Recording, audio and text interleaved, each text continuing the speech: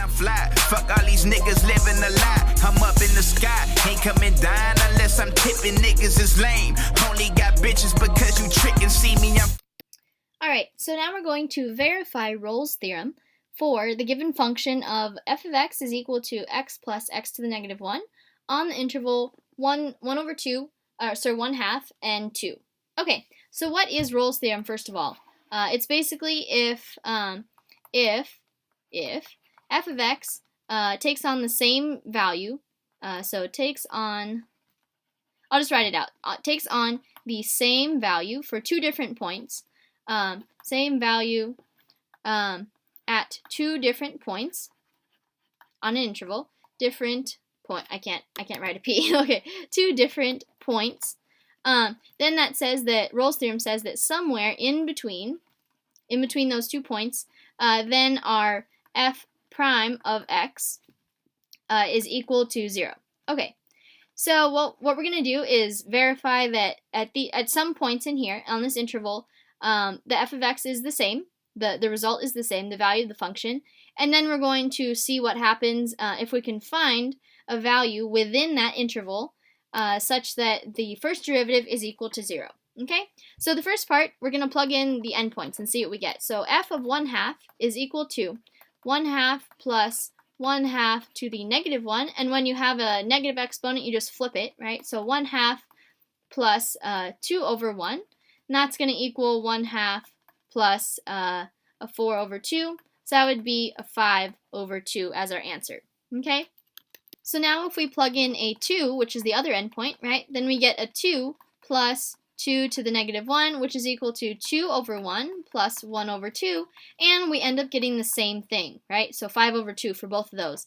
So this is the first part. So this is the first part of our theorem satisfied, okay? Because f took on the same value at two different points. 1/2 is definitely different from 2, right? So two different points, we get the same value for our function. Okay.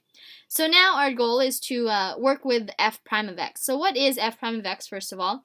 So let's find that. So we have f prime of x, so that's going to equal, if we look at our f of x up here, if we use the power rule, we get a 1 and then plus a negative 1 times x to the negative 2. So this is going to be the same thing as saying 1 minus 1 over x squared, okay? So this is, I'll continue on the next slide. So we have, so far we're at f prime of x is equal to 1 minus 1 over x squared. And just to simplify a little bit, we have that this is, if we want a common denominator, we get x squared over x squared minus a 1 over x squared.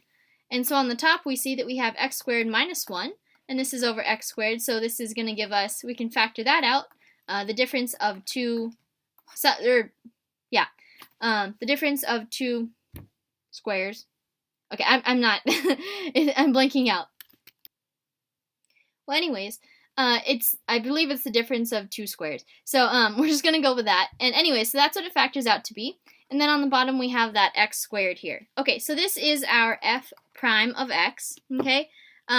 So then we have that f prime of x is equal to 0 when x is equal to positive and negative 1. Right? If on the top one of those is positive 1 or negative 1, then we'd automatically get a 0. And it's not 0. It can't be 0 because that's when it's undefined, right? So this is when it is undefined. So that one doesn't count. So that makes our f prime of x not exist. So that one doesn't count. Now let's split this up. So x is equal to 1 and x is equal to negative 1. Let's consider again what interval we're in, and it was 1/2 to 2, right? So our negative 1 doesn't fall in the interval, so that one doesn't count, okay? But this one is in the interval, so we can actually use it to support our conclusion for Rolle's theorem. So that's in that interval, okay? All right, so let's wrap up and conclude what we just found from this problem. So since we're going to say that since our f of x is continuous, I'll just write it out, on the given interval of 1/2, 2, this is a closed interval, and it's differentiable on the open interval of 1/2 and then 2, And since our f of 1/2 is equal to f of 2, because the value of the function was the same, remember it was 5/2 for both, then Rolle's theorem says there should exist, so there should exist a value c such that a value c in 1/2 in that interval, in the open interval, so it can't be the endpoints, but somewhere in that interval, such that f prime of c is equal to 0. Okay, so that's what Rolle's theorem says, and the way we proved it was because we, for this specific problem, we have found such a value,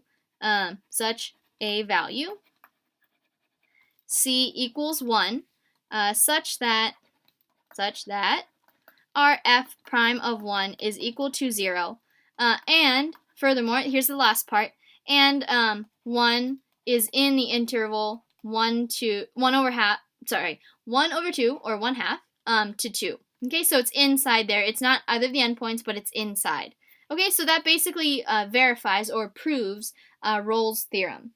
Okay, so that wraps up our practice problems video on extreme values, and I hope that helps, and happy studying. Leaned in a bitch. I got the 84s, I got the new Vogues. We chasing old money and getting new hoes. I rolled another up.